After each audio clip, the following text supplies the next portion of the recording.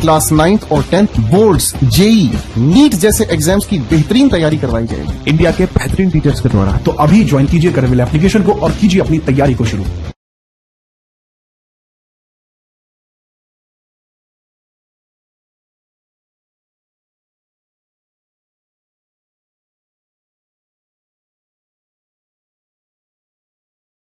नमस्कार दोस्तों, उम्मीद करता हूं आप सब बिल्कुल ठीक होंगे। क्लास लेने के लिए आप सभी बिल्कुल तैयार होंगे। और जितने ऐसे छात्र क्लास के अंदर आ चुके हैं फटाफट से मुझे बता दीजिए कौन कौन छात्र क्लास के अंदर आ चुके हैं, क्योंकि आपके आ जाने से क्लास का माहौल एक अलग ही स्तर पर पहुंच जाता है, जो कि बहुत बहुत जरूरी है। आपको यहां देखना बहुत बहुत अच्छा है। तो चलिए, हाँ जी, गुड मॉर्निंग, गुड ईटीएम। चलिए, कैसे हैं आप लोग? बहुत यार मीम में बहुत रहते हो तुम, थोड़ा समझदारी भी दिखा लिया करो। क्लास में मैं देख रहा हूँ इतने बच्चे आ चुके हैं जिसका हम मतलब बहुत लंबे समय से इंतजार करते हैं। और आप सबका इंतजार मुझे दो तरीके से है। पहला इंतजार मुझे इस प्रकार से है कि आप बहुत जल्दी ही कुछ अच्छा करें, और दूसरा इंतजार मुझे इस प्रकार से है कि आप जल्दी ही सेलेक्ट होकर मिलने के लिए आए। ठीक है, तो चलिए शुरुआत करते हैं इस खास क्लास की पूछता है भारत में जीत राणा के साथ। आज का विषय हमारा हमेशा की भांति एंशिएंट हिस्ट्री, इस समय जो कि हम स्टार्ट कर रहे हैं। देखो भाई, अगर मैं बात बताऊं तो आपका ना ये सिलेबस देखने को मिलता है ये। अब जैसा मैंने आपको पहले ही इस बारे में मैंने आपको अपने शब्द दे दिए थे, अब मैं अपने शब्दों से पीछे नहीं हट सकता। मैंने आपको शब्द दिए थे कि जैसे ही आपका आईवीसी पूरा होगा तो उसके पश्चात मैं आपके कुछ क्वेश्चंस हैं सिंधु घाटी सभ्यता के या पूर्व ऐतिहासिक समय के लगवाने वाला हूं। ये सवाल मैंने आपसे कराने के बारे में बोल दिया था। तो क्या आप सभी कुछ क्वेश्चंस करने के लिए तैयार हैं? आज की क्लास एक कॉम्पैक्ट क्लास होगी। पहले मैं कुछ क्वेश्चंस आपको सिंधु घाटी सभ्यता के करा दूंगा, उसके पश्चात मैं वैदिक एज को स्टार्ट करूंगा। सिंधु घाटी सभ्यता के जितने भी प्रीमियम लेवल के क्वेश्चंस होंगे उन सभी को यहां कवर करने की कोशिश की जाएगी। मुझे सिर्फ एक बार बता दीजिए, क्या क्या क्वेश्चन करने के लिए आप तैयार हैं? आपने जो कुछ भी आपने अब तक पढ़ा, क्या आपने वो सही से सीखा या नहीं सीखा? इस बात के बारे में पढ़ने के लिए हम सभी तैयार हैं। तो फटाफट से मुझे बता दीजिए क्या आप तैयार हैं या नहीं। ठीक है, फटाफट मुझे बता दीजिए। ठीक है, बिना परेशानी के मुझे बता दीजिए कि कोई परेशानी तो आपको किसी प्रकार की नहीं है। चलो फिर हम स्टार्ट करते हैं। बहुत बेहतरीन तरीके से, मजा ही आ जाएगा आपको, मजा ही आ जाएगा आपको, बता दीजिएगा। ठीक है, चलो। यस सर, ठीक है, सब तैयार है। ठीक है, आपको नोट करने की जरूरत नहीं होगी क्योंकि ये आपने पहले से पढ़ लिया है। इसमें सिर्फ आपको ये पता लगेगा कि आपने कितना सीखा है। ठीक है, चलो स्टार्ट कर रहे हैं बाबू। इसमें क्वेश्चंस की स्टार्टिंग होती है यहां से। आपने जो भी क्वेश्चंस पूछे जाएंगे बड़े बढ़िया लेवल के सवाल पूछे जाएंगे। ठीक है, उम्मीद तो मेरी यह है कि आप सब कुछ सीख पाए होंगे, लेकिन कुछ जो भी कमियां रह जाती हैं उनको पूर्ण कर दिया जाएगा।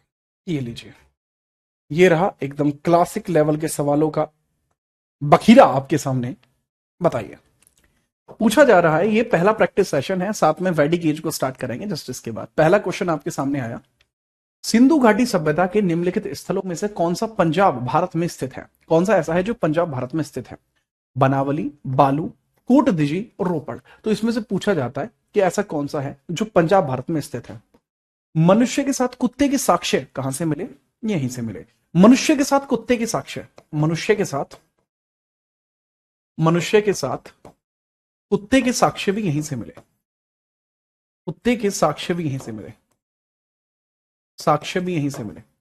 इसकी जो एक्सकवेटर है, एक्सकवेटर का मतलब होता है खोज करता। एक्सकवेटर आपको देखने को मिल जाता है, एक्सकवेटर खोज करता है बाबू, या खनन करता। यज्ञदत्त शर्मा है। खनन करता कौन है बाबू? यज्ञदत्त शर्मा। यज्ञदत्त शर्मा आपको देखने को मिल जाएंगे। करेक्ट आंसर हो जाएगा बाबू जिस भी साइट के बारे में पूछा गया जो पंजाब में, that is Ropar. Ropar is in Punjab. Ropar is in Punjab. Ropar that is इन पंजाब। मनुष्य के साथ कुत्ते के साक्ष्य मिले, एविडेंसेस मिले हैं। ठीक है, अब एक बच्चा और कह रहा है बाबू कि सर मनुष्य के साथ कुत्ते के साक्ष्य बुर्ज होम से भी मिले हैं, जो कि आपको कश्मीर में देखने को मिलता है। सेम चीज आपको बुर्ज होम कश्मीर से भी देखने को मिली है। बुर्ज होम कश्मीर बिल्कुल सही है, वो भी बुर्ज होम कश्मीर से भी देखने को मिले हैं। भैया इसमें पता है क्या बदलाव है? बुर्ज होम कश्मीर पाषाण काल है और यह आपका इंडस वैली काल है। बुर्ज होम कश्मीर जो है बाबू, यह आपका पाषाण काल है। ठीक है, ये पाषाण काल की बात है, स्टोन एज की बात है। पाषाण काल है, और वो भी कौन सा वाला? नवपाषाण काल है, नवपाषाण, नियोलिथिक एज है, नियोलिथिक एज। ठीक है, परफेक्ट आंसर हो जाएगा बाबू रोपड़। ठीक है, चलो अगला सवाल ये रहा दूसरा। बताइए सिंधु घाटी काल के दौरान शिल्प उत्पादन के लिए गोले कहां से प्राप्त किए जाते थे? During the Indus valley period from where the shells for the craft production obtained. जब आप शिल्प का उत्पादन करते हैं तो उसमें शेल्स की जरूरत होती है, तो वो शेल्स कहां से प्राप्त किए जाते थे उसके बारे में आपसे पूछा जा रहा है। तो शेल उत्पादन के बारे में बताइए, शेल उत्पादन कहां से होता था? अच्छा, ये एक अच्छा सवाल होगा, ये मैंने आपको नहीं बताया है ना, ये मैंने आपको नहीं बताया है। क्यों नहीं बताया? क्योंकि कुछ ऐसे क्वेश्चन होते हैं जो सीधे आपके तभी क्लियर होते हैं जब प्रैक्टिस चल रही होती है। अब प्रैक्टिस चल रही है तो होता क्या है बाबू, शेल्स की अगर मैं बात करूं तो रोपड़ पंजाब हो गया, जयपुर तो ये साइट ही नहीं है। बट अगर इसमें मैं बात करूं, शौदगुई अफगान में है बाबू, अफगान में है, अफगान में। अफगान में आपने किसी को देखा है कि रेशम के कपड़े पहने हुए, शिल्प के कपड़े पहने हुए देखा है? नहीं देखा।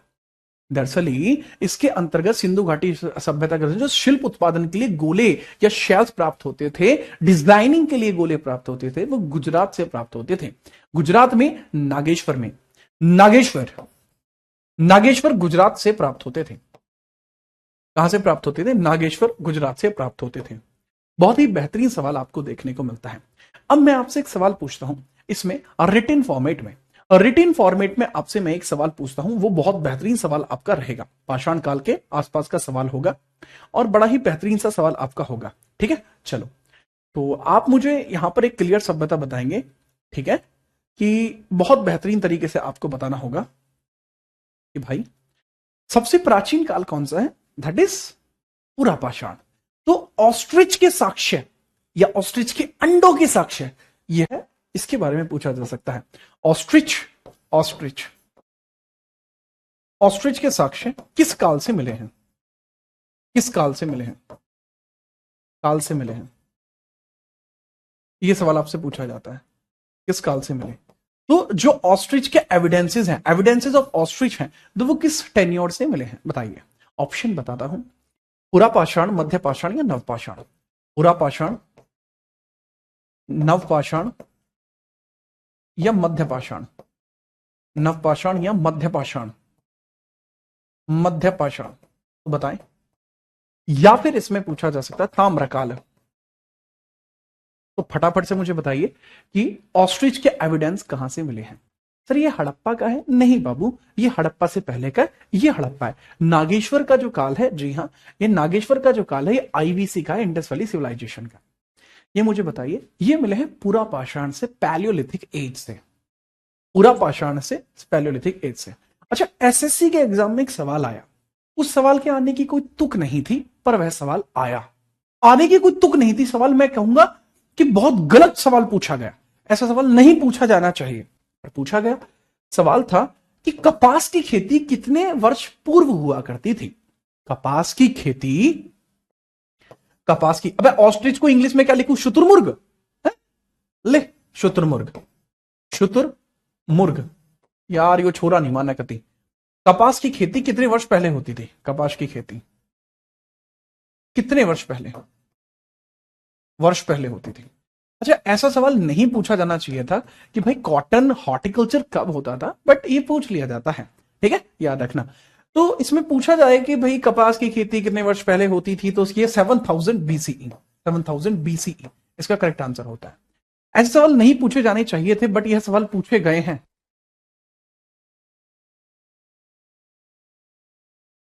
ठीक है, चलो, हाँ जी। तो कपास की खेती 7000 बीसीई में आपको देखने को मिल जाएगी, है ना? बढ़िया, अच्छा सवाल। अगले सवाल की तरफ बढ़ते हैं, ये लीजिए तीसरा सवाल। अधिकांश मानक हड़प्पा मोहरें क्वेश्चन मार्क से बनी थी, जो एक प्रकार का नरम पत्थर था, जो 2x2 के आयाम के साथ चौकोर आकार का था और इसका उपयोग वाणिज्यिक उद्देश्यों के लिए किया जाता था। एकदम बढ़िया सवाल, ठीक है, एकदम बढ़िया सवाल आपको देखने को मिल जाएगा। ठीक है, चलो, तो आप इसके अंदर बताएंगे कि जो अधिकांश मानक हड़प्पा मोहरे हैं, यह आपको किस तरीके से देखने को मिलेंगे। अब एक अच्छा सवाल बाबू, हड़प्पा की खोज किसने करी? हड़प्पा की खोज किसने करी? फटाफट बताइए, हड़प्पा की खोज किसने करी है? सर यहां देखने को मिल जाएगा हड़प्पा की खोज में आपको दयाराम साहनी का नाम। ठीक है, दयाराम साहनी का नाम 1921, दयाराम साहनी, दयाराम साहनी आपको देखने को मिल जाएगा, दयाराम साहनी आपको देखने को मिल जाएगा। प्लस ये भी आपको देखने को मिल जाएगा दयाराम साहनी के बाद 1921 में दयाराम साहनी के बाद एक पॉइंट आपको और देखने को मिल जाएगा कि इस समय एएसआई के अध्यक्ष कौन थे, आर्कियोलॉजिकल सर्वे ऑफ इंडिया के चीफ कौन थे, एएसआई अध्यक्ष कौन थे, that is John Marshall. John Marshall, John Marshall ही वो आदमी है जिसने सिंधु घाटी सभ्यता नाम दिया, इसी के द्वारा सिंधु घाटी नाम दिया गया, सिंधु घाटी सभ्यता नाम दिया गया है, इसी ने इसको नाम दिया था आईवीसी सिविलाइजेशन, इसी ने इसको आईवीसी इंडियस वाली सिविलाइजेशन नाम दिया था। What the point? Yes sir. अब पूछा जाता है कि वो किसकी बनी होती थी, that is made up of, क्या वो गोल्डन रूटाइल तरीके से बनी थी? अब गोल्डन रूटाइल तरीके से कैसे बन जाएगी? गोल्ड तो तब था ही नहीं, गोल्ड तो तब था ही नहीं। और रोडेनाइट आपने पढ़ा नहीं होगा, सेलेनाइट पढ़ा होगा या स्टेटाइट पढ़ा होगा, ये स्टेटाइट तरीके की बनी होती थी। तीसरे क्वेश्चन का आंसर होगा बाबू, स्टेटाइट तरीके की बनी होती थी, स्टेटाइट तरीके की बनी होती थी, स्टेटाइट तरीके की बनी होती थी। एक अच्छा सवाल हो जाता है, एक अच्छा सवाल हो जाता है, ठीक है। सर्वप्रथम सिंधु घाटी के साक्ष्य किस व्यक्ति को मिले थे? सर्वप्रथम सिंधु घाटी के साक्ष्य किसको मिले थे? सर्वप्रथम आईवीसी के साक्ष्य किसे मिले? आईवीसी के साक्ष्य किसे मिले? किसे मिले बताओ, बताइए। ऑप्शंस आपके सामने मैं दे रहा हूं, ठीक है, चलो ऑप्शंस आपके सामने दे रहा हूं, ठीक है। एमएस वत्स, एमएस वत्स, दूसरा यार एक तो ऑप्शन ढूंढने में दिक्कत आती है, जॉन मार्शल, जॉन मार्शल, ठीक है, मैसन, ठीक है, चार्ल्स मैसन, चार्ल्स मैसन, चार्ल्स मैसन, या बार्टर ब्रदर्स, बार्टर ब्रदर्स की जगह आप लिख लीजिए Alexander Cunningham, Alexander Cunningham, Alexander Cunningham, Alexander Cunningham.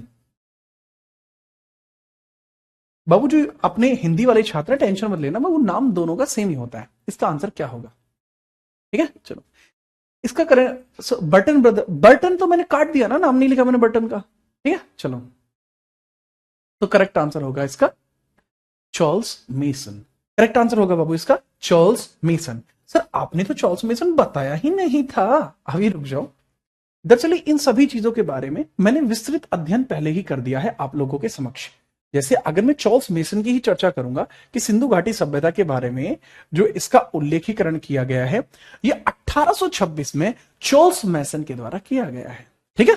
इस चीज को मैं पहले ही बता चुका हूं। 1856 में अलेक्जेंडर कनिंगम आता है और एएसआई के अंदर 1920-21 में आता है आपका जॉन मार्शल, ठीक है। चलो तो बेहतरीन ढंग से इसका आंसर जो होगा वह इस प्रकार से आपको देखने को मिल जाएगा, जो हैंड रिटन तरीके से मैंने आपको बताया हुआ है। अगला सवाल, ये लो बाबू, अगला सवाल बताओ। ये क्वेश्चन नंबर कौन सा? चौथे नंबर का होगा। निम्नलिखित में से किस स्थान पर पत्थर की पुरुष नृत्य आकृति नटराज की खोज की गई है? नटराज की मूर्ति कहां से मिली है? यह पूछा जा रहा है कि नटराज की मूर्ति कहां से प्राप्त हुई है। इसके बारे में आपको बताना है कि भाई नटराज की मूर्ति कहां से प्राप्त हुई।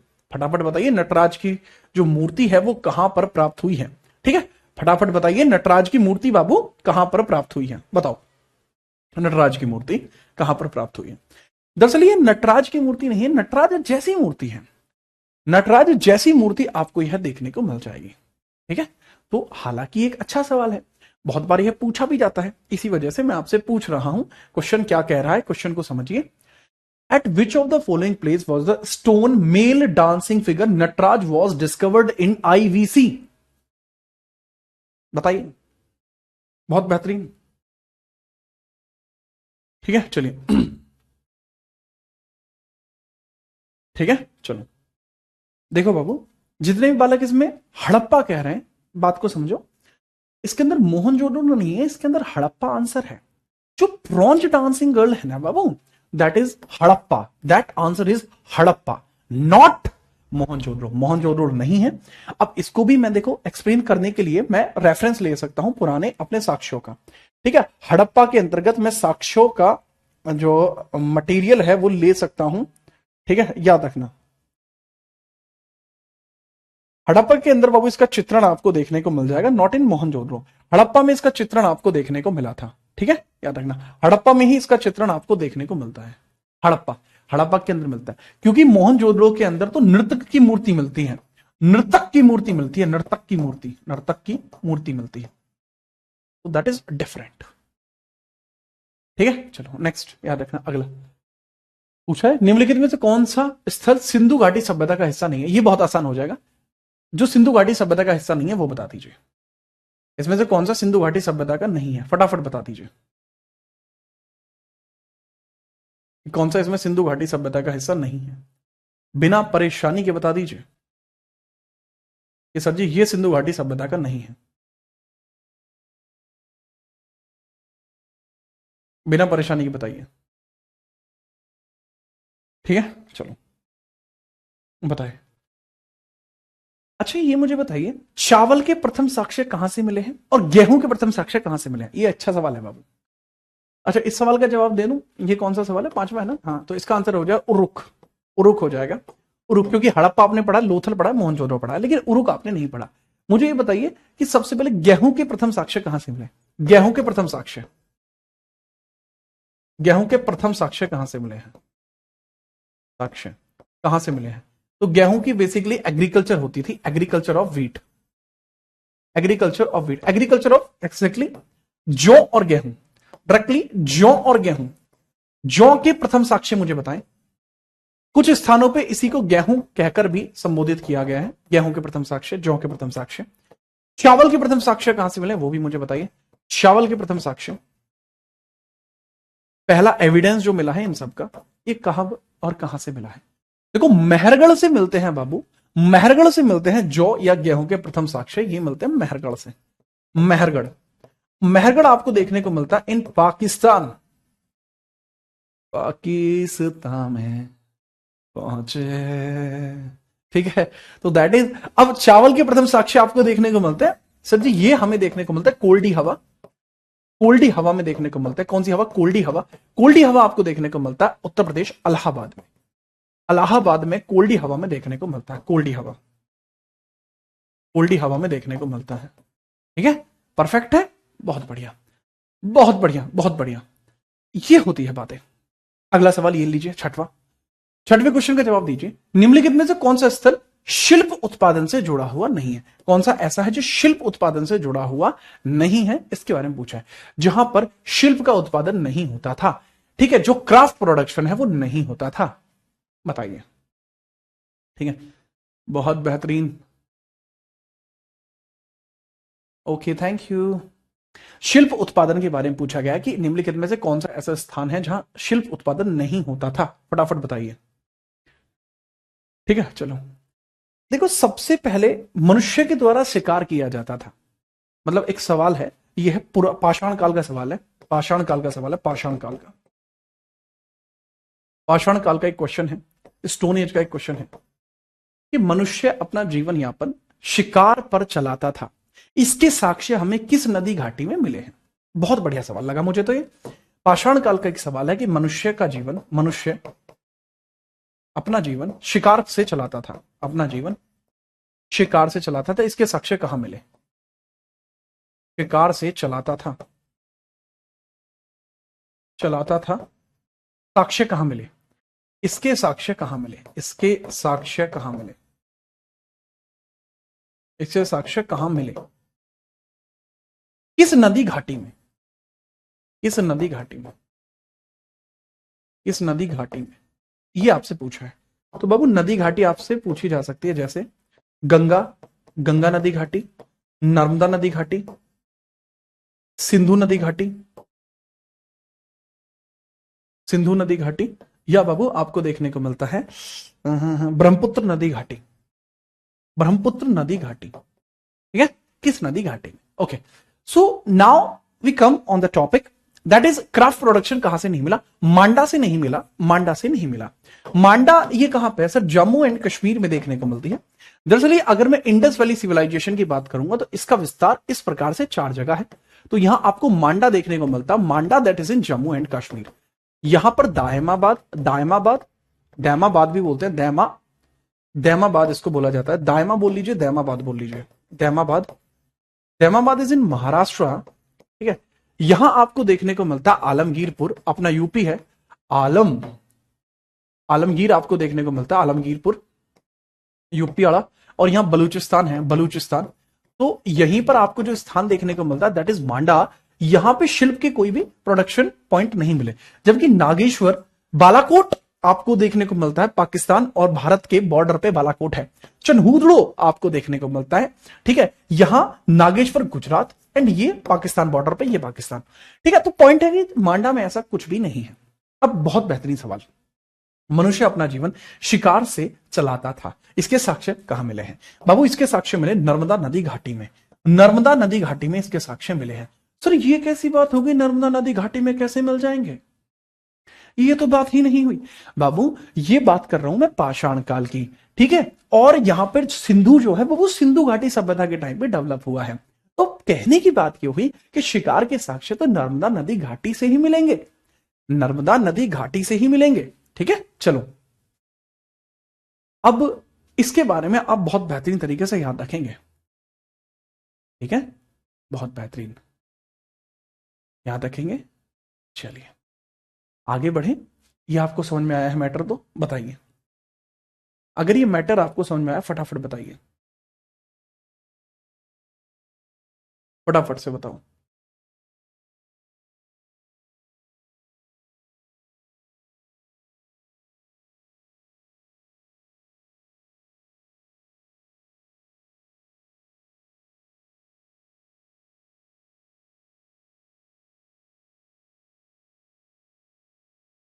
अगर आपको ये समझ में आया फटाफट से बताइए भाई।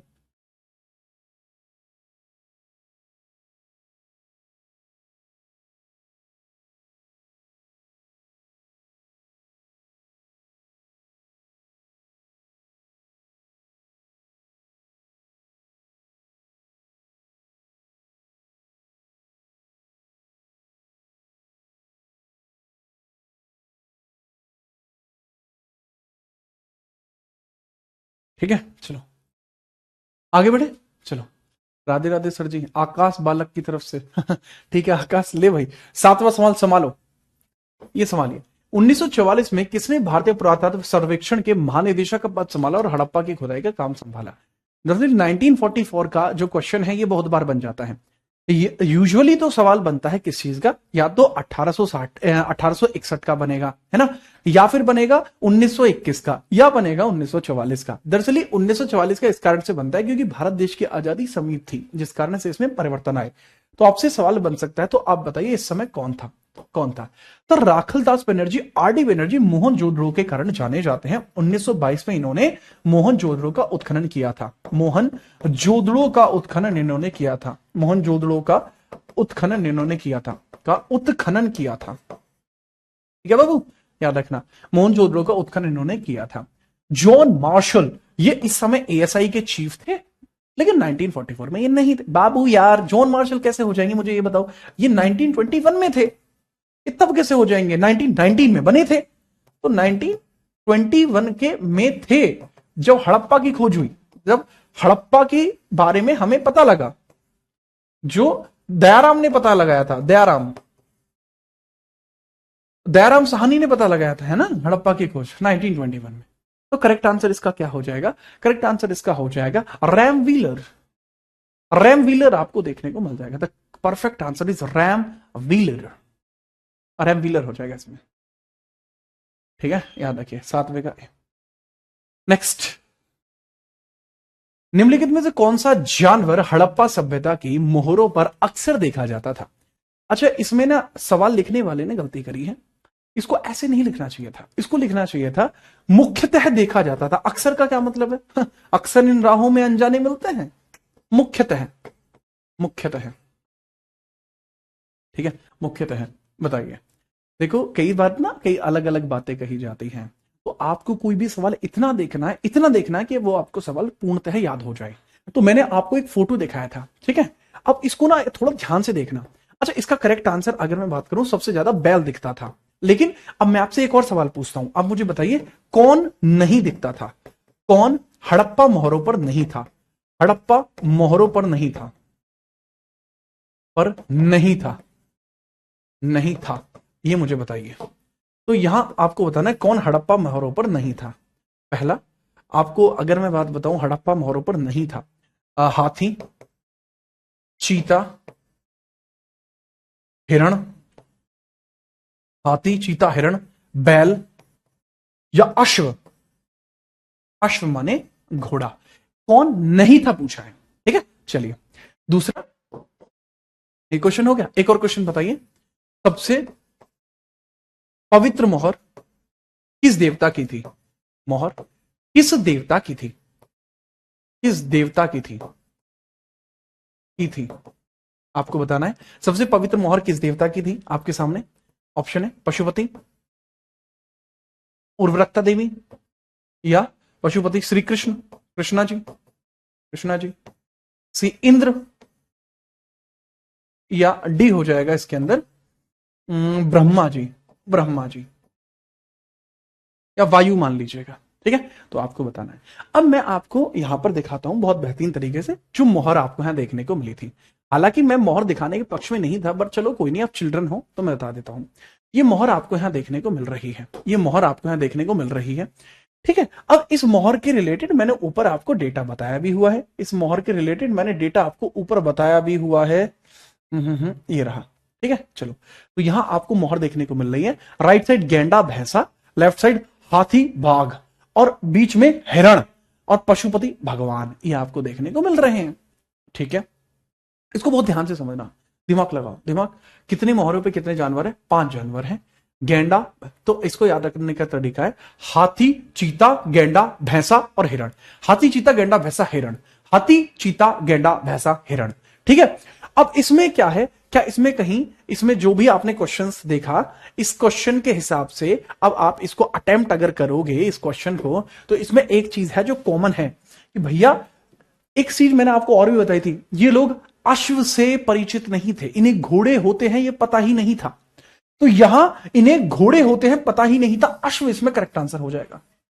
मोहरों पे अश्वों का चित्रण नहीं है मेरे भाई। दूसरा, सबसे पवित्र मोहरें किस देवता की थी? पशुपति नाथ की मोहरें सबसे अधिक फेमस मानी जाती हैं, ठीक है। तो इस तरीके के क्वेश्चन आपके सामने आएंगे, सारे ही खूंखार हैं। खूंखार तो आप भी हो, मैंने कुछ कहा तुमसे? आप भी थे, ठीक है। चलो, तो इसको बहुत महत्वपूर्ण तरीके से आप याद रख लेंगे, ठीक है। चलो, अब मैं आपसे एक सवाल पूछता हूं कि भाई, जानवर को पालतू रखा गया, इसके साक्ष्य कहां से मिले? जानवर को पालतू रखा गया, इसके साक्ष्य कहां से मिले? जानवर को पालतू रखा गया, इसके साक्ष्य कहां से मिले? पालतू रखा गया था, रखा गया, इसके साक्ष्य कहां मिले? इसके साक्ष्य कहां मिले? साक्ष्य कहां मिले? ये भी स्टोन एज का सवाल है। किसका सवाल है बाबू? ये स्टोन एज का सवाल है। तो आप बताएंगे कहां मिले? 8वें नंबर का सवाल था ये मिले आदमगढ़ में, आदमगढ़ एमपी, आदमगढ़ एमपी में मिले थे। बाजौर राजस्थान में भी मिले थे, लेकिन बाजौर में जानवर रख रहे हैं, पालतू नहीं रख रहे हैं उनको, है ना। चलिए बाबू, एक बच्चा कह रहा है सर चावल के साक्ष्य लोथल से भी मिले थे। बिल्कुल मिले थे, चावल की भुस्सी मिली थी, ठीक है, चावल का बाहरी खोल मिला था लोथल से। बट बाबू वो पाषाण काल थोड़ी था, वो आईबीसी काल था, ठीक है। नेक्स्ट, अगला सवाल ये लीजिए, जवाब दीजिए। हड़प्पा सभ्यता का कौन सा शहर लगभग विशेष रूप से शिल्प उत्पादन के लिए समर्पित था, जिसमें मनका बनाना, शंख काटना, धातु का काम, मोहर बनाना, वजन बनाना शामिल था? तो ये कौन सा आपको शहर देखने को मिलता है, बताइए। जी हाँ, तो इतना याद करना है कि चीजें आपको स्वतः ही याद हो जाए कि मैंने उसे इतना देखा, मैंने उसे इतना देखा जितना देखा जा सकता था, लेकिन 2 आंखों से कितना देखा जा सकता था? इतना कि आपकी सिलेक्शन हो जाए। इतना देखा जा सकता था 2 आंखों से, ठीक है। तो याद रखना, 2 आंखों से इतना देखो कि आपका सिलेक्शन हो जाए। तो बढ़िया तरीके से आपको अपने सिलेक्शन पे काम करना है, बढ़िया वाला काम करना है। ऐसा नहीं है कोई हल्का मोटा काम आप रखो, ठीक है। हल्का मोटा काम आप नहीं रखेंगे, किसी भी प्रकार से हल्का मोटा काम आपका नहीं रहना चाहिए। फटाफट से बताइए, ठीक है। आंसर क्या होगा? चन्हूर लो इसमें आंसर होगा। लेकिन देखो, इसमें नागेश्वर गलत नहीं है, बट इसमें क्या है, कौन सा से लगभग विशेष रूप से। दरअसल ये चनहूदड़ो इसीलिए तो फेमस था, इसमें सजावटी चीजें मिलती थी, ये सब चीजें मिलती थी, इसलिए तो फेमस था ये। तो that is the point boy. ठीक है, तो जी हाँ। अब दूसरी बात इसके अंतर्गत, ये तो आपने देख लिया, इसके अंतर्गत मुझे एक बात और बता दीजिए कि लोग अंडरग्राउंड रहते थे, पाषाण काल में लोग अंडरग्राउंड रहते थे, ये साक्ष्य हमें कहां से मिले। ठीक है, चलो पाषाण काल में, पाषाण काल, अब वो भी कौन सा, लो यार नव पाषाण काल में छोड़ो, नव पाषाण काल में लोग अंडरग्राउंड रहते थे, लोग भूमिगत रहते थे, भूमिगत रहते थे। साक्ष्य कहां से मिले, यानी अंडरग्राउंड रहते थे, अंडरग्राउंड रहते थे, ये साक्ष्य हमें कहां से मिले, साक्ष्य हमें कहां से मिले बताओ। जम्मू कश्मीर गुफर काल से मिले हैं, गुफर काल। ठीक है, ये मिले Jammu and Kashmir, Gufkral and Burzahom, Gufkral plus Burzahom. तुम तो समझदार हो गए, मैं तो तुम्हें करेक्ट समझे कर गुफराल और, अबे नगरकोट से नहीं मिले, बुर्जहोम से मिले, नगरकोट। ठीक है, यहां ध्यान दो, ध्यान नहीं देते तुम लोग। अब इसमें मुझे ऑर्डर बताइए, इसका करेक्ट ऑर्डर क्या होगा, इनका सही क्रम मुझे बताइए, इनका सही क्रम आप मुझे बताइए। अच्छा, इनका जो डिवीजन किया गया है, डिवीजन, ठीक है, कॉपहैगन म्यूजियम में, इन सबका जो डिवीजन है वो कॉपहैगन म्यूजियम के आधार पर पढ़ते हैं। यह विभाजन कॉपहैगन म्यूजियम में थॉमसन के द्वारा किया गया था। ये जो विभाजन है, ये कॉपहैगन म्यूजियम में, कॉपहैगन म्यूजियम में किया गया था। किसने किया था, बाई थॉमसन। थॉमसन नाम के साइंटिस्ट ने इसको कॉपहैगन म्यूजियम में कॉइन किया है, कॉपहैगन म्यूजियम में मतलब काउन किया है, याद रखना।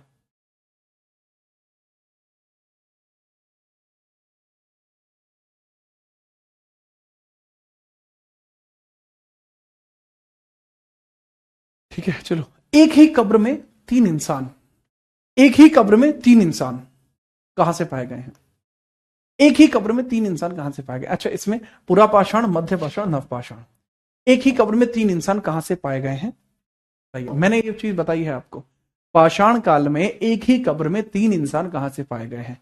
3 bodies in a single grave, 3 bodies in a single grave कहां पाए गए हैं, 3 bodies in a single grave कहां से पाए गए हैं। ठीक है, एक, क्या बोलते हैं उसको, ग्रेव को, एक कब्र में तीन लोग, यार मेरे सामने ना तुम दमदमी बात मत करे करो, ठीक है, मेरे सामने ऐसी दमदमी बात मत करे करो तुम, ठीक है। तो दमदमी से याद आया, दमदमा, दमदमा कहां पे, यूपी में, यूपी में। बहुत सारे लोग इसको हरियाणा में बताते हैं, but that is in UP. ठीक है, याद रखना। जी हाँ, सबसे प्राचीन चित्रकला कहां से मिली है, that is from Bhimbetka caves, that is from Bhimbetka caves.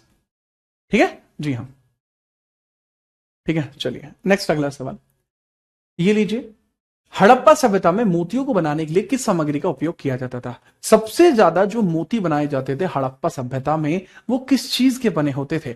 जो मोती होते थे, गले के मोती, मनके, बीड, जो मनके होते थे, मनके, मनके बहकावे में ना आ, इस मन को अपना दास बना ले।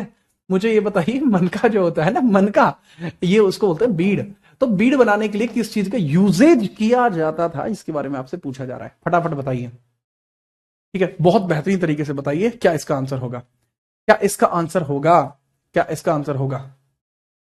ठीक है, चलो, ठीक है। सबसे प्राचीन मनुष्यों के साक्ष्य कहां से मिले हैं भारत में, भारत में सबसे प्राचीन मनुष्य के साक्ष्य कहां से मिले, भारत में सबसे प्राचीन मनुष्य होने के साक्ष्य कहां से मिले, सबसे प्राचीन साक्ष्य, प्राचीन साक्ष्य मनुष्य के, मनुष्य के सबसे प्राचीन साक्ष्य, मनुष्य के सबसे प्राचीन साक्ष्य कहां से मिले, किस नदी घाटी से, किस नदी घाटी से, किस नदी घाटी से। चलो मैं डायरेक्ट बता देता हूं बाबू, ये नर्मदा नदी घाटी से मिले हैं, नर्मदा इसका आंसर होगा। क्या होगा बाबू, नर्मदा इसका आंसर होगा, नर्मदा नदी घाटी। बीड बनाने के लिए जो यूज होता था, दैट वाज कॉर्नोलियन पत्थर, कॉर्नोलियन पत्थर होता था जिसको बीड बनाने के लिए यूज किया जाता था। दैट वाज कॉर्नोलियन पत्थर हुआ करता था जिसका यूजेज यहां पर किया गया था। ठीक है, जिसका यूजेज यहां पर किया गया था। ठीक है, चलो याद रखना, बेहतरीन तरीके से इसके बारे में याद रखेंगे, इसके बारे में याद रखेंगे। बिना किसी परेशानी के आपको कोई गलती नहीं होनी चाहिए, कोई भी गलती आपको नहीं होनी चाहिए। ठीक है, आगे बढ़ते हैं बिना परेशानी के। ठीक है, आगे बढ़ते हैं बिना परेशानी। ठीक है, चलो स्पीड बढ़ाइए बाबू, मैं इसलिए साइड में होता हूं ताकि आप स्क्रीनशॉट ले पाओ। ठीक है, इसलिए साइड में होता हूं। ये लो, अगले सवाल है, सुरकोतला का पुरातात्विक स्थल किस राज्य में स्थित है? सुरकोतला आपको देखने को मिलता है, दैट इज इन गुजरात। ठीक है, काफी फेमस रहा है गुजरात का सुरकोतला, काफी ज्यादा फेमस रहा है। ठीक है, याद रखना। नेक्स्ट अगला सवाल, वर्ष 1920 में आसपास खुदाई के दौरान हड़प्पा शहर किस नदी पर खोजा गया था? ये काफी अच्छा सवाल है। खोजा किसने था? भाई दयाराम साहनी। भाई दयाराम साहनी ने खोजा था, किस नदी पर? तो यहां से आपको पता लगा नदी वगैरह पूछ ली जाती है, याद रखना। ठीक है, चलो जी हां, मन के बहकावे में ना इस मन को अपना दास बना ले, शाबाश। ठीक है, दैट इज रावी नदी। रावी यानी पुरुषणी नदी के किनारे आपको यह देखने को मिल जाएगा। रावी अर्थात पुरुषणी नदी के किनारे देखने को मिल जाएगा। ठीक है, याद रखना। इसके बाद पूछा जा रहा है, मोहनजोदड़ो में पाया गया महान स्नानागार एक बड़ा क्या था? इसका डिजाइन क्या था? जो महान स्नानागार आपको देखने को मिलता है, द ग्रेट बाथ जिसको बोलते हैं, the great bath, the great bath जिसको बोला जाता है, इसके बारे में पूछा जा रहा है। तो ग्रेट बाथ के बारे में फटाफट मुझे बता दीजिए, ग्रेट बाथ के बारे में मुझे फटाफट बता दीजिए, बिना किसी परेशानी के। किसी प्रकार की कोई भी परेशानी आपको नहीं होनी चाहिए। द ग्रेट बाथ के बारे में पूछा जा रहा है, फटाफट बताओ। ठीक है, चलो फटाफट बताइए, बिना किसी परेशानी के ग्रेट बाथ के बारे में पूछा जा रहा है। ठीक है, चलो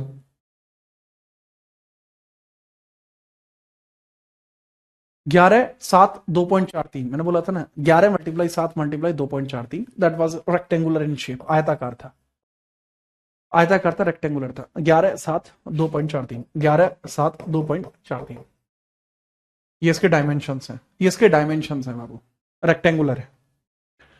अगला, निम्नलिखित में से किस धातु का उपयोग सबसे पहले मनुष्य ने किया था? सबसे आसान हो जाएगा, बताइए। देखो राबी कैसे भैया, रवि नदी पे ही तो हुआ था ना बाबू हड़प्पा। कहा दिक्कत है ना भाई, ये आपने टेबल याद नहीं करी क्या? अभी आपको एक टेबल दी थी, वो टेबल याद नहीं करे हो का? टेबल दी थी ना मुझे याद, हाँ ये रही। आपने देखा नहीं है क्या? टेबल याद नहीं करी क्या? बताया हुआ है इसके अंदर, सारे के सारे मटेरियल बताए हुए हैं। आप यहां से भी देख सकते हैं, यहां भी आपको बताया हुआ है। ठीक है, हड़प्पा, रावी नदी, इतना तो आसान काम किया हुआ है आपके लिए, फिर भी आप कह रहे हो कि सर पता नहीं। ये कैसी बात करते हो तुम? कैसे से हो तुम, ये बताओ। मनुष्य के जिस वस्तु की खोज सर्वप्रथम होती है दैट इज तांबा, वो कॉपर था, दैट इज कॉपर। इसलिए सबसे पहले ताम्रकाल की स्टार्टिंग होती है। ताम्रकाल के बाद आपका आयरन एज आता है, उसके बाद ही आपका आयरन एज आया था। नेक्स्ट, एविडेंसेस ऑफ रिजर्वॉयर, निम्नलिखित में से किस सिंधु सभ्यता स्थल पर जलाशयों के साक्ष्य मिले हैं? जहां जलाशयों के साक्ष्य मिले हैं, ना सिर्फ जलाशय बल्कि यहीं से स्टेडियम के साक्ष्य मिले, स्टेडियम, इंफॉर्मेशन बोर्ड, सूचना पट के साक्ष्य मिले, सूचना पट के साक्ष्य भी मिले, और बाकी भी कई सारे साक्ष्य मिले। तो करेक्ट आंसर बाबू इसका हो जाएगा, दैट इज धौलावीरा। धौलावीरा, यहां पर रथ चलाती हुई एक मूर्ति भी मिली है, रथ चलाती हुई एक मूर्ति भी मिली है। ठीक है, याद रखना, धौलावीरा में देखने को मिले। नेक्स्ट अगला सवाल, सिंधु घाटी सभ्यता के लोग किसकी पूजा करा करते थे? पशुपतिनाथ की पूजा करा करते थे। तो बात हुई खत्म बाबू, ये आपके कुछ क्वेश्चंस हो गए हैं। ठीक है, याद रखना। अब मेरी बात को समझना, इसके अलावा आपको मैं और प्रैक्टिस भी कराऊंगा। मैं ये चीज यहां लिख रहा हूं क्योंकि एक तो कहते हैं सर क्यों लिख रहे हो बाबू, लिखना जरूरी है, वरना बहुत सारे लोग सोच लेते हैं कि जीत सर ने तो इतने ही क्वेश्चन कराए। नहीं भैया, जीत सर जब तक सिंधु घाटी सभ्यता के कम से कम 50 सवाल नहीं करा देते ना, तो जीत सर सांस नहीं लेते तब तक। तो भाई इसके अंदर Sindhu, Indus valley civilisation, Indus valley civilisation, Sindhu सभ्यता के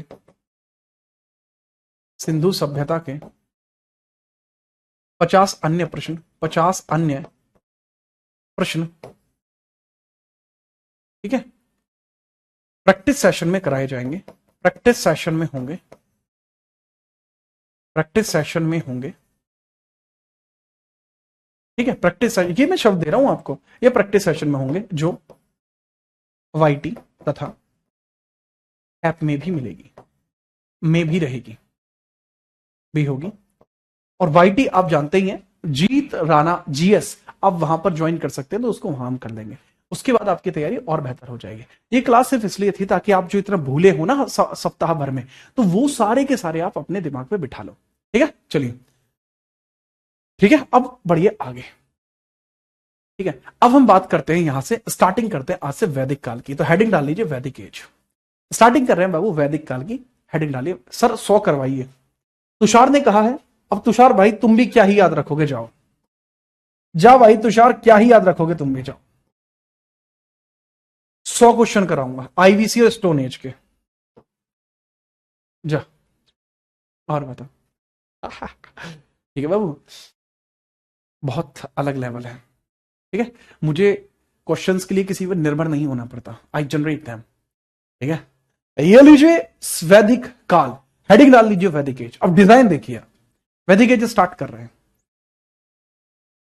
मूल विधि की क्लास जल्दी ही प्रारंभ होगी, पहले इस पे ध्यान दीजिए। मूल विधि की क्लास प्रारंभ होगी, निश्चिंत रहिए। हर एक संकट का हल होगा, आज नहीं तो कल होगा, पर होगा अवश्य। अब मुझे बताइए यहां पर क्या आप वैदिक एज को पढ़ने के लिए तैयार हैं? तैयार है ना आप वैदिक एज को पढ़ने के लिए? हेडिंग बनाइए वैदिक एज। जब वैदिक एज को आप पढ़ते हैं तो सिंधु घाटी सभ्यता के बाद वैदिक एज का टाइम आता है। तो उस वैदिक एज के टाइम को हम थोड़ा देखने का प्रयास करते हैं। चलिए, वैदिक एज के 2 हिस्से हैं, उन दोनों ही हिस्से को हम देखते हैं। ठीक है, चलिए, ठीक है, ठीक है, चलिए हेडिंग डाल लीजिए वैदिक एज। तो वैदिक एज का विभाजन, पहला आपका पॉइंट होना चाहिए, वैदिक एज का विभाजन।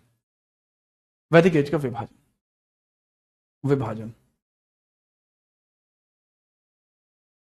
तो वैदिक एज को हम 2 हिस्सों में बांट सकते हैं, वैदिक एज को हम 2 हिस्सों में बांट सकते हैं, वैदिक एज को हम 2 हिस्सों में बांट सकते हैं। वो 2 हिस्से समझिए किस प्रकार से बांट सकते हैं। सर वैदिक एज को 2 हिस्सों में ऐसे बांटा जा सकता है, एक हिस्से को हम कह सकते हैं ऋग वैदिक काल, वहीं हम दूसरे हिस्सों को कह सकते हैं उत्तर वैदिक काल। ऋग वैदिक काल या उत्तर वैदिक काल कह सकते हैं। सबसे पहले हम कह सकते हैं ऋग वैदिक काल, ऋग वैदिक काल। दूसरा हिस्सा हो सकता है उत्तर वैदिक काल, उत्तर वैदिक काल। ऋग्वैदिक एज वो पीरियड है, ऋग्वैदिक एज वो पीरियड है, और ऋग्वैदिक एज वो पीरियड है जो काफी पुराना माना जाता है। ये पोस्ट वैदिक पीरियड माना जाता है, वैदिक पीरियड इसको माना जाता है। दरअसल इसका जो समय था, जो ऋग्वैदिक काल का समय है, यह 1500 से लेकर 1000, मतलब 1500 से लेकर 1000 बीसीई तक का समय है, बीसीई तक का समय है, बिफोर कॉमन एरा। और ये जो है ना उत्तर वैदिक काल, ये दरअसल आपका समय है 10, मतलब 1000 से लेकर 600 बीसी तक।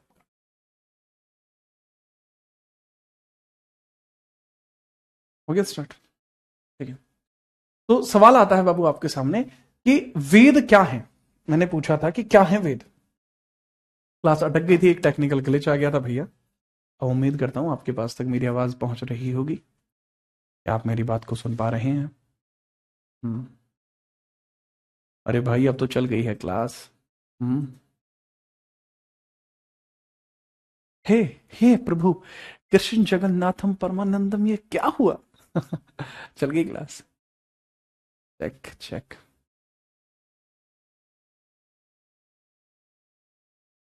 ठीक है, चलो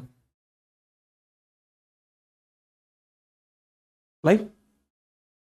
ठीक है, तो वैदिक एज जो है आपको कुछ इस प्रकार से देखने को मिलती है। अब आपके सामने एक बात आती है बाबू कि वेद आखिरकार क्या है। वेद एक देववाणी है, या फिर इसको आप कह सकते हैं यह एक ईश्वरीय वाणी है। यह भगवान ईश्वरीय वाणी है, भगवान के द्वारा दिया गया संदेश है। वेद किसी ने लिखे नहीं है। ठीक है, अब कई सारी चीजें आती हैं, मैं आपको बताऊं, यह एक ईश्वरीय वाणी है, एक ईश्वरीय वाणी है। ठीक है, ईश्वरीय वाणी है कि भगवान ने कुछ कहा और लोगों ने उसको पहले याद किया, स्मरण किया और उसको उसने लिख दिया। ठीक है, याद रखना। तो यह ईश्वरीय वाणी के तौर पर आपको देखने को मिलता है। ठीक है, सर वेदों को किसने लिखा है? तो लोग बोलते हैं सर वेद व्यास ने लिखा है। अच्छा एक बात बताओ, उपनिषदों को वेद व्यास ने लिखा, ठीक है, महाभारत को वेद व्यास ने लिखा।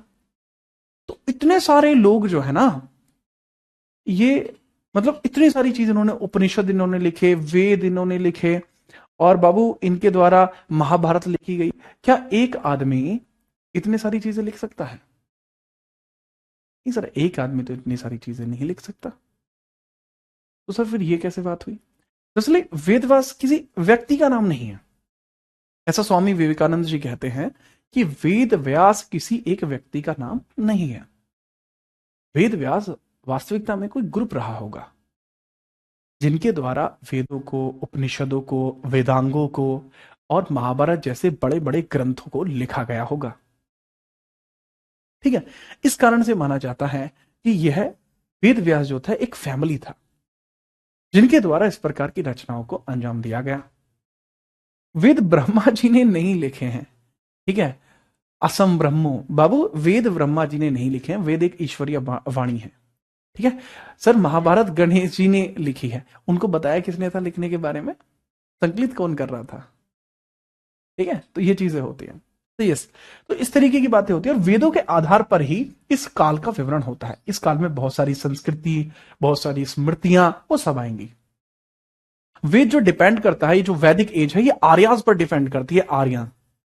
आर्य, ठीक है, आर्यन जो होते हैं उनके ऊपर ये डिपेंड करती है। आर्य यानी आर्य लोग जो है उनके ऊपर ये डिपेंड करती है।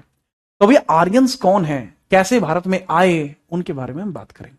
ठीक है, तो यहां से आगे की चर्चा बाबू कल होगी। कल आपका वैदिक एज कंप्लीट हो जाएगा, कल ही स्टार्ट होगा, कल ही वैदिक एज कंप्लीट हो जाएगा। इसमें मैं आपको बताऊंगा विवाहों के प्रकार कितने होते हैं, कि हमें उनसे जी प्रेम विवाह करना है।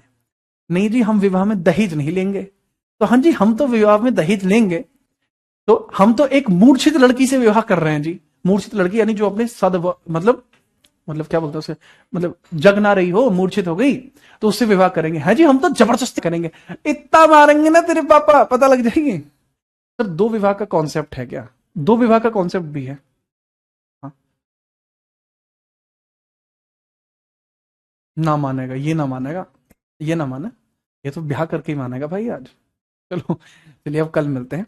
और जो भी ऐसे छात्र हैं यूपीएसआई के लिए जो डेडिकेटेडली प्रिपरेशन कर रहे हैं, ठीक है, या आप किसी भी वनडे एग्जामिनेशन के लिए डेडिकेटेडली प्रिपरेशन कर रहे हैं, तो इस बारे में मैं आपको कल ही, अब से पहले भी आपको बता चुका हूं कि इस वीडियो को जरूर देख लेना कि आपको मूल विधि के लिए किस तरीके से चीजों को स्टार्ट करना है। तो उसके लिए एक वीडियो डली है चैनल के ऊपर, मूल विधि के संदर्भ में, यह वीडियो जरूर देख लेना। ठीक है, हाँ बहुत जरूरी वीडियो है। और बाकी चीजों के लिए चैनल को ज्वाइन कर सकते हैं। अब मैं कल मिलूंगा, तब तक के लिए जय हिंद, वंदे मातरम।